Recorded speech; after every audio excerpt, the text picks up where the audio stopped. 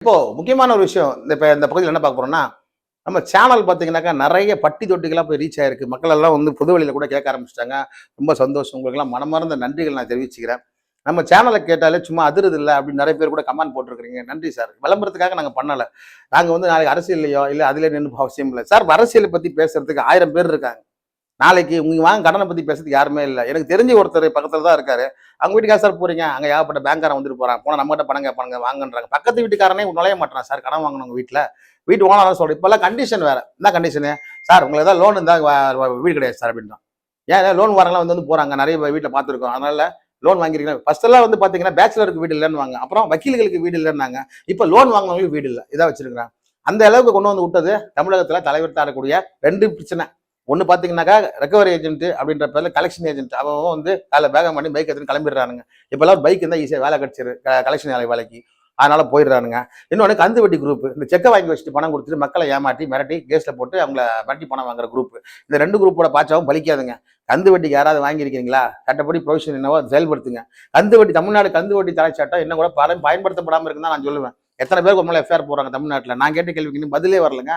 Right இன்ஃபர்மேஷன்ல கேட்டிருக்கிறாங்க. கந்து வட்டின்னு கந்து ஒருத்தர பணம் அதிகமாக கடன் கொடுக்குறாங்க. அதாவது அரசாங்கம் என்ன சொல்லியிருக்கு அது பிரகாரம் போடு இப்போ கொடு. ஒரு நிதி நிறுவனத்துக்கு எவ்வளோ கடன் கொடுக்கணும், என்ன பர்சன்ட், தனி மனுஷன் எவ்வளோ கொடுக்கணும் பர்சன்ட், அதெல்லாம் கணக்கு வச்சுக்கிறது இல்லை. செக்கை வாங்கிக்க வேண்டியது, வெத்து பேப்பர்ல கையெழுத்து வாங்கிக்க வேண்டியது, பணத்தை கொடுக்குது. சட்டவிரோதம் தானே? வெத்து பேப்பர்ல கையெழுத்து வாங்கி பணம் கொடுக்குறேன். நாளைக்கு அந்த வெத்து பாட்டு பேப்பர் செல்லவே செல்லாதுங்க. நீங்க அரசாங்கத்துல பதிவு பண்ண ஆவணம் மட்டும் தான் செல்லும். வெத்து பேப்பர்ல நீங்க 10 கோடி கூட வாங்கின கையெழுத்து போட்டு கொடுங்க. அதை ப்ரூவ் பண்ண முடியாது. செக்கை வச்சுட்டு வேணா அந்த பழைய கேஸ் மேல கூட நாங்க ரிட் பெட்டிஷன் போடலான்னு இருக்கோம். அதாவது 1881 ஆண்டு போட்ட அந்த டெகோட்டிவ் இன்சூரன்ஸ் ஆக்ட் இந்த காலத்துல செல்லுபடி ஆகாது. சும்மா செக்கில் நான் கூட தான் கையெழுத்து போடுவேன். நான் அவர் கூட தான் கையெழுத்து போடலாம். அதெல்லாம் ஒரு பெரிய விஷயம். அதை வச்சு மிரட்டி பணம் வாங்குறது இந்த கந்துவட்டி குரூப். இவங்க 2 பேருமே பணத்தை வாங்க முடியாது. அதாவது அச்சரம் பிசகாம சொல்றோம். இந்த 2 பேருமே பணம் வாங்க முடியாது. இந்த மிரட்டி பணம் வாங்குறவங்க வேணா ஒரு இஎம்ஐ வாங்கலாம். நம்ம சேனல்ல பார்க்க ஆரம்பிச்சா நிச்சயமா வாங்க மாட்டாங்க. ஏன்னா அவங்களுக்கு பயம் வந்துடும். இல்லைங்க நீ இஎம்ஐ கட்டுறதா இருந்தாலும் கட்டுங்க, கட்டாமனா போங்கன்னு போயிடுறாங்க. ஏன்னா நம்ம சேனல் அந்த அளவுக்கு விழிப்புணர்வு கொண்டு போய் சேர்த்துருக்கு. இதுல நிறைய பேர் பஞ்சாயத்து பண்ணு. நமக்கு பேங்க் சம்மந்தம் கிடையாதுங்க. பேங்காரக்குன்னா முக்காவாசி பேர் ஆன்லைன்ல கம்ப்ளைண்ட் கொடுத்துட்டு போயிடுவாங்க. என்னை கட்ட சொல்றாங்க சார் நீங்க நல்லா தான் சார் சொல்லிட்டு போறீங்க, இவனுக்கு ஆன்லைன்ல கம்ப்ளைண்ட் கொடுத்துருக்காங்க, ஒரு வழியில விசாரிக்கிறேன்னு சொல்லிட்டு அதே க்ளோஸ் பண்ணிட்டு தான் போறோம். நம்ம சேனல் இல்லீகலா எதையுமே வந்து நமக்கு சொல்லலை. மக்களுக்கு நாங்க சொல்றது எல்லாமே என்ன, இதுதான் பிரச்சனை, இதுதான் சட்டம், சட்டத்தை தெரிஞ்சுக்குங்க. ஏதாவது இன்னைக்கு பொறுத்த வரைக்கும் சட்டத்தை அடிப்படையை வந்து இந்த ஸ்கூல்லேயே ஆரம்பிச்சிடணும். அடிப்படை சட்டம் ஏதாவது மக்களுக்கு வந்து ஒரு போதிக்க ஆரம்பிச்சாதான் சட்டம் தெரியும். சட்டன்ற பாடத்தையே வந்து தனியா குரூப் எடுத்து படிக்க வேண்டிய நிலைமையில தான் இருக்கு. வெளிநாட்டுல அயல்நாட்டில் பாருங்க, அடிப்படை நாட்டோட சட்டம் என்னன்றதான் மெயினாவே வருது. அப்படிப்பட்ட அந்த சூழ்நிலையில நான் என்ன சொல்ல வரேன்னா, இது வந்து நம்ம சேனல் வந்து ரீச் ஆயிருக்கு. அது வந்து கடந்த ஒரு ஒரு வருட காலமாக மக்கள் போய் சேர்ந்திருக்குன்னு நினைக்கல. ரொம்ப சந்தோஷம். அதே போல நம்ம சேனல்ல போடுற ஒவ்வொரு வார்த்தையும் ஒவ்வொரு நியூஸும் எல்லாமே வந்து சட்டம் தான். சட்டத்தை தவிர வேறு எதுவும் என்னோட அனுமான கருத்தே கிடையாது. லோனை கட்ட வேணாம், ஆமா ஏன் கட்ட வேணாயா, பின்னாடி கண்டிஷனை பாரு, இந்த மாதிரி கண்டிஷன் இருந்தால் நீ லோனை கட்ட தேவையில்ல, பாத்துக்கலாவா, என்ன ஃபியூச்சர் இருக்குதுல்ல, இன்னைக்கு லோன் வாங்கணும் 35 வயசுனா இன்னைக்கே உனக்கு லோன் எலிஜிபிலிட்டி இல்லை. ஃபியூச்சர் எதை நம்பி வாழ போறேன்? இன்னைக்கு ஒன்றும் இல்லை, ஒருத்தர் கலெக்ஷன் உட்காந்துக்கிட்டு உங்களுக்கு பிரச்சனை பண்றான், ஆரம்பம் வரான், சார் என்ன சார் 10 லட்ச ரூபாய் செட்டில்மெண்ட் கொடுத்துருப்பாங்க சார்ன்றான். 7 லட்ச ரூபாய்க்கு சேர்த்து ஒரு செட்டில்மெண்ட் பண்ணிட்டாரு. ஒருத்தர் பண்ணிட்டாருன்னு வச்சுங்க. இந்த 7 லட்ச ரூபா கொடுத்த பேங்க் கிட்ட போய் நீங்க என்னதான் தலைகீழ நின்னாலும் சரி, இந்த ஜென்மத்தில் உங்களுக்கு லோன் கிடையாது. அந்த பேங்க்ல மட்டும் இல்ல, எந்த பேங்க்லயுமே லோன் கிடையாது. எப்ப ஃபியூச்சர் அந்த 7 லட்சம் நான் எங்க வீணா கொடுக்கணும்? அதுதான் நான் கேட்கிற கேள்வி.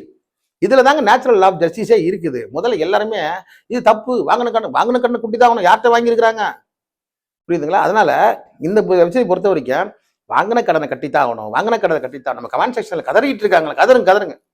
ஏன்னா யார்கிட்ட வாங்கினே அவனுக்கு தெரியலையே, வாங்கினா கொடுத்தானே. அவன் கார்பரேட் முதலடா, இந்த நாடு கிடையாதுடா, வெளிநாட்டுல செட்டில் ஆயிட்டான்டா. அவன் வந்து அவன் பொதுமக்களுக்கு சேவைப்படுறதுக்காக வரலடா. எவன் தலையில மிளகா அரைக்கலன்னு இருக்கிறான், எவன் பேன் கார்டை கொடுத்து மாட்டுவான், அவனுக்கு ஒரு 20,000 கொடுத்து அவன் அடிமையா தான் ஆக்கி நிற்கிறான். அடிமையாக கூடாதுன்றதுக்காக தான் நான் பாடுபட்டுட்டு இருக்கிறேன். இப்ப பாத்தீங்கன்னா ஒரு லோன் வந்து அடிமையாக்குறான் இந்த கடனை கொடுத்துட்டு. இப்ப கொடுக்குற கடன் ஸ்மாலா சின்னதா கொடுக்குற மாதிரி கடன் அவன் என்னைக்குமே என்ஓசி கொடுக்க மாட்டான். இன்னைக்கு ரேஞ்சில் ஒரு NDFC லோன் தரான் 50,000 60,000 1 லட்சம் கொடுக்குறான்னா அவன் என்னைக்கும் உங்க கடன் க்ளோஸ் பண்ண மாட்டான். ஏன்னா நீங்க வந்து அவங்ககிட்ட மாட்டிக்கினீங்க. ஏன்னா இப்போ வந்து ஒரு லோன் கொடுத்துட்டான்னா அவன் NOC செட்டில்மெண்ட் லெட்டர் கொடுப்பான். அதை கட்டி முடிச்சிங்களா அன்னைக்கு வரைக்கும் க்ளோஸ் பண்ணிட்டு அன்னையில திருப்பி வட்டி போடுவோம். ஒரு NOC கொடுத்தாதான் லோன். எந்த பேங்க் எவங்க அப்பல NOCன்ற ஒரு காட்டுக்கு பார்க்கலாம். அன்செக்யூர்ட் லோன் எவனா கிரெடிட் கார்டு சரி இப்போ கட்டிட்டு அது வரைக்கும் விட்டுருவாங்க. இன்னும் 1 மாசம் 2 மாசம் கழிச்சு ஆரம்பிப்பான். வேற ஏஜென்சி வேற ஆளு. தமிழ்நாட்டில் மட்டும் இல்ல, இந்தியா முழுக்க இந்த கலெக்ஷன் ஏஜென்ட்டுகள் தலைமுறைவாக தான் வேலை நடத்துறாங்க. எங்க ஒருத்தனாவது போட்டு தைரியமா சொல்லு. இருக்கிறதே பப்ளிக்கா போட்டு நடத்துறதுனா SBI கார்டு தான். எஸ்பி கார்டும் சரி, இந்த கோட்டா கம்பெனி இவனுக்குலாம் ஆஃபீஸ் இருக்கிறதுனால இருக்காங்க. மற்றபடி ஆஃபீஸ்க்குள்ள எவனும் இருக்க மாட்டான். கலெக்ஷன் பண்ணாலும் அங்கங்கே இருப்போம், ஓடிட்டு இருப்பான். நம்ம சேனல் பேரை கேட்டாலே இப்போ கலெக்ஷன் தலைதறிக்க ஓடுறாங்களே, அதுதான் சந்தோஷமா இருக்கு. அதாவது மக்களை இது கடைசியாக சொல்லி முடிச்சுக்கிறேன். நம்ம சேனல் வந்து என்னைக்குமே லீகலாக அட்வைஸ் பண்ணுற ஒரு சேனல்.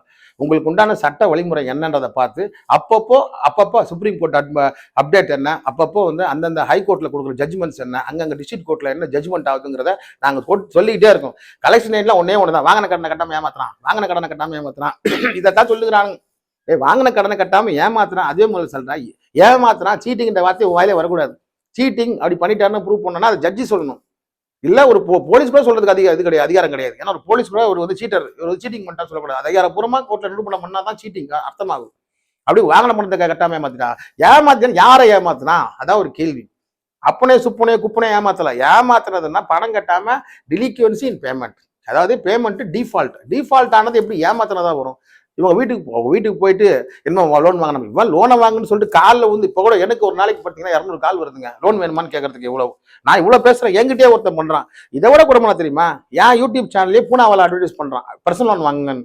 இதெல்லாம் புதுமையா இருக்கு. நானே லோனை கட்ட வரான்டா, வருங்காலத்துக்கு சேர்த்து வைங்கடா, பொண்டாட்டி பிள்ளைங்களை பாருங்கடா, அவங்களுக்கு எடுத்து வைங்கடா, அவங்களுக்கு வருங்காலத்துக்கு பண்ணு, நீ பண்ண கடனுக்கு நீ தண்டனை அனுபவிச்சுட்டு போ, அவங்கள விட்டுரு, தண்டனை வராமல் நான் பாத்துக்கிறேன், நான் அட்வைஸ் பண்றேன். இது எப்படி தப்பாகும்? இது மனித உரிமையாங்க. அவனுக்கு பண்றது மனித உரிமை மீறல். நான் பண்றது மனித உரிமையை காப்பாத்துறேன். எந்த விதத்துல இது வந்து உங்களுக்கு வந்து சட்டவிரோதமா போகுது? அதனால நாம சொல்ற ஒவ்வொருதும் சரி, எவனா இருந்தாலும் சரி, எனக்கு தைரியம் தான் பேசுறேன். எந்த கலெக்ஷன் ஏஜென்சி எப்பேற்பட்ட பிஸ்தாவாயிரு, எப்பேற்பட்ட கலெக்ஷன் வச்சு நடத்து, என்ன வேணாலும் பண்ணிக்க.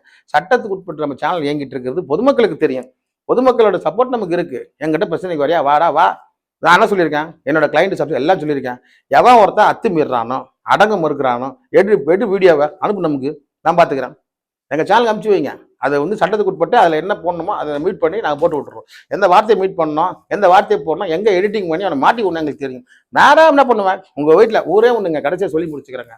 உங்கள்கிட்ட வர கலெக்ஷன் ஏஜென்ட்டுக்கு ஒரே ஒரு முற்றுப்புள்ளி நான் சொல்கிறதுனால என் மேலே என்ன ஒன்று ஆக்ஷன் எடுக்க முடியாது. அதான பிரச்சனையே. நான் என்ன சொல்கிறேன், வீட்டுக்கு வரானா அவன் என்ன பேசுறன்றத இன்னைக்கு இருக்கிற சாதனம், எல்லார் கையிலும் செல்ஃபோன் வச்சிருக்கீங்களா, எல்லார் கையிலும் செல்ஃபோன் வச்சிருக்கீங்க. செல்ஃபோனில் வர்றவனை வந்து என்ன பேசுறான்னு பேச விடுங்க. அவன் சொல்லுவாங்க, வீடியோ எடுத்து நாங்கள் பண்ணுறோமா, அதை பண்ணுறோம், நான் கூட தான் வீடியோ, நீ வீடியோ எடுத்து நீ தானே வச்சிங்கன்னா. நான் வீடியோ எடுத்தா ஒரே டைம்ல 10 லட்சம் பேர் பார்ப்பாங்க, 20 லட்சம் பேர் பார்ப்பாங்க, 30 லட்சம் பேர் பார்த்துக்கிறாங்க ஒரு 10 நிமிஷம் ஒரு வீடியோவை. நாங்கள் போடுறது எல்லாமே எங்க நடந்தது என்னன்னு தான் போடுறோம். சொல்ல வேண்டிய கருத்து மக்களோடது. அதுல தப்பு இருக்கலாம், ரைட்டா இருக்கலாம், அதை நான் தலைவணங்கி வரவேற்கிறேன். ஆனால் என்னோட வீடியோ பொறுத்த வரைக்கும் அங்க எடுக்கப்பட்ட அந்த நாள் எடுக்கப்பட்ட வீடியோ, பொதுமக்கள் தான் கருத்து சொல்லணும். அதுலயும் அந்த பொதுமக்கள் நடுவில் பூந்து இருக்கிறாங்க பார்த்தீங்களா, கலெக்ஷன் ஏஜென்ட், அவனுங்க தான் வந்து வாங்கின கடனை கட்டியாகணும் அப்படின்னு வந்து குமுறுறது. அதுக்காக தான் சொல்றேன், யார்கிட்ட வாங்கினா கார்பரேட் முதலாளிகிட்ட வாங்கியிருக்கான். என்னைக்காவது இந்த கடன் வருதுன்னு அந்த கார்பரேட் முதலாளி கவலைப்பட்டிருக்கான். நம்ம கார்பரேட் முதலாளி எங்க இருக்கான்னு உங்களுக்கு தெரியுமா? வாங்கின கடனை வந்து கேட்க வரானே அவனும் பர்சனல் வாங்கியிருக்கான், கிரெடிட் கார்டு வாங்கியிருக்கான், அவனும் ஒரு கார்பரேட் அடிமையா தான் இருக்கான். போக பார்த்தா இந்த கார்பரேட் வந்து இருக்கிற மொத்த பேன் கார்டையும் பிளாக் பண்ணி எல்லாருமே அடிமையாக்கிடுவாங்க. இப்போ அடிமையை தாங்க ஆக்கி வச்சிருக்காருங்க. உங்க பேன் கார்டில் வந்து எங்கே போனாலும் வேலைக்கு கூட செக் பண்றாங்க. ஒரு கிரிமினல் கேஸ் இருக்கக்கூடாது, ஒரு சிவில் கேஸ் இருக்கக்கூடாது, ஒரு பிரச்சனை இருக்கக்கூடாது. பேன் கார்டு செக் பண்ணா இவனுங்க இந்த லூப் போல யூஸ் பண்ணி உங்க மேல கிரிமினல் ஆக்கி வச்சிருக்காங்க. ஸோ இவங்க இருக்கிற NDFC இந்த இவனுங்க களவாணிங்க மொத்த பேருமே பொதுமக்களை அடிமையாக்கிறதுக்காகத்தான் இந்த லோன் சிஸ்டத்தை கொண்டு வந்திருக்காங்க. இந்த லோன் சிஸ்டத்தில் எப்படி அடிமையாகிறீங்க, அதான் போன பதில சொன்னேன். பேன் கார்டை கொண்டு போய் அடகு வச்சிடுறீங்க. பேன் கார்டில் வந்து அவன் சிபில் ஸ்கோரை போட்டு உங்க கடன் வாங்கிக்கிறீங்கன்னு சொல்றான். புரியுதுங்களா? இவங்க எல்லாருமே சேர்ந்து உங்க பேன் கார்டை வந்து ரிலீஸ் பண்ண முடியாத பண்றாங்க. ஒரு நகை கடன், ஒரு நகையை அடை பண்ணக்கூடாது உங்களுக்கு, முடியாது. உங்களால ஒரு ஃபிக்ஸட் டெபாசிட் போட முடியாது. உங்க அக்கௌண்ட்ல பல்கா ஒரு பணம் வராது. உங்களால வந்து UPI டிரான்சாக்ஷன் பண்ண முடியாது. UPI பிளாக் பண்ணி வச்சிருவான். சஸ்பீஷியஸ் டிரான்சாக்ஷன் அக்கௌண்ட்டை ஃப்ரீஸ் பண்ணி வச்சிருவாங்க. இதெல்லாம் காரணமே NDFC தான். நீங்க போற டிஜிட்டல் அக்ரிமெண்ட் தான். அது நல்லது கெட்டது என்ன, நெளிவு சுழிவு என்னன்றதை நான் தெளிவா எல்லாத்தையும் சொல்லிட்டு இருக்கேன். இனியும் சொல்லுவேன்.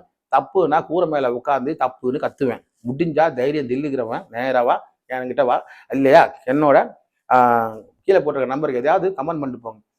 நான் எதுக்காக சொல்றேன்னா, பொறுத்து பார்த்துட்டாங்க. இவங்க சொல்ல நாளுக்கு நாள் அதிகமாயிட்டு இருக்குது. ஒவ்வொரு நாளும் வீட்டு வாசல கொஞ்சம் கலட்டா பண்ணிட்டு இருக்கானுங்க.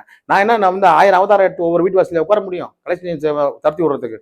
மக்கள் நீங்க தான் கையில் எடுக்கணும். வச்சிருக்க கையில் ஏதாவது செல்போன் வச்சிருக்கீங்களா, எடுங்க, வீடியோ எடுத்து ஒவ்வொரு வீடியோவை இந்த கொடுத்துருக்க நம்பர்களுக்கு அனுப்பிச்சு வைங்க. இல்லையா டேரக்டா இன்னொரு நம்பர் கொடுத்துருங்க. ஃபர்ஸ்ட் நம்பரே என் நம்பர் தான். என் நம்பருக்கு டேரக்டா கால் பண்ணுங்க. எது வந்தாலும் சட்டப்படி பார்த்துக்கலாம்.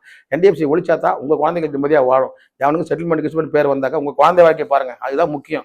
இவங்களை கொடுத்து நான் கப்பா கொடுக்க போறானுங்க, இவர் லோன் செட்டில்மெண்ட் செய்து விட்டார், நாங்க கப்புனா கொடுக்க போறானுங்க, ஒன்றும் கிடையாது. இவங்களை பொறுத்த வரைக்கும் உங்க லோனை க்ளோஸ் பண்றீங்கன்னா அதோட பக்கமே வரமாட்டான். புரியுதுங்களா? அதனால வருங்கால குழந்தைகள், உங்கள் மனைவி, உங்களோட எதிர்காலம் தான் முக்கியம்னு சொல்லி முடிக்கிறேன். நிச்சயமா உங்க சப்போர்ட் பார்த்தீங்கன்னாக்கா, என்ன மாரி சில வழக்கறிஞர் சப்போர்ட் பண்றாங்களே தவிர, மத்த யாரும் சப்போர்ட்டுக்கு வர மாட்டாங்க. பேங்க்காரனே சொல்றான், எங்களுக்கு தேவையில்லைங்க அவங்க. உங்கள மாரி ஆளுங்க இருந்தாக்கா எங்களுக்கு என்ன பிரயோஜனம் இருக்குது? லோன் எடுக்க மாட்டாங்க, லோன் கட்டவும் மாட்டாங்க அப்படின்னு. வருங்காலத்துக்கு முன்னாடி வைஃபே இல்லன்ட்டு போறான் ஒரு பேங்க் மேனேஜர். அதுதான் நம்மளால மறுக்க முடியாத, மனசுல உறுத்திட்டு இருக்க ஒரு விஷயம்னு சொல்லி முடிச்சுக்கிறேன். உங்களுக்கு ஒரு பிரச்சனைனாக்கா நிச்சயமா எனக்கு ஒண்ணு மெசேஜ் பண்ணுங்க. இல்ல எனக்கு அந்த வீடியோ எவன் வந்து பிரச்சனை பண்ணாலும் சரி, எடுங்க வீடியோ அடுத்த பார்த்துட்டு நான் பப்ளிஷ் பண்றேன் என்னோட சேனல்ல. சட்டத்துக்கு உட்பட்ட வார்த்தை அடிக்கடி சொன்னதுக்கு காரணமே, அந்த வீடியோ வந்து எந்த நாள்ல எடுக்கப்பட்டது, யாரால் எடுக்கப்பட்டது, யார் அவர்கள் என்று முழுக்க முழுக்க விசாரணை செய்து கொண்டு மட்டும் தான் வீடியோ வெளியிடுவோம். அதாவது என்னைக்கோ போட்ட வீடியோ எடுத்து போடுறது நம்ம வேலை கிடையாது. அப்பப்போ ஃப்ரெஷ்ஷா நம்ம வீடியோ போடுறது நம்ம வேலை. எடுங்க உங்க வீடியோவை அனுப்புங்க. மிச்சத்தை பார்த்துக்கலாம். நன்றி. சரவணன்.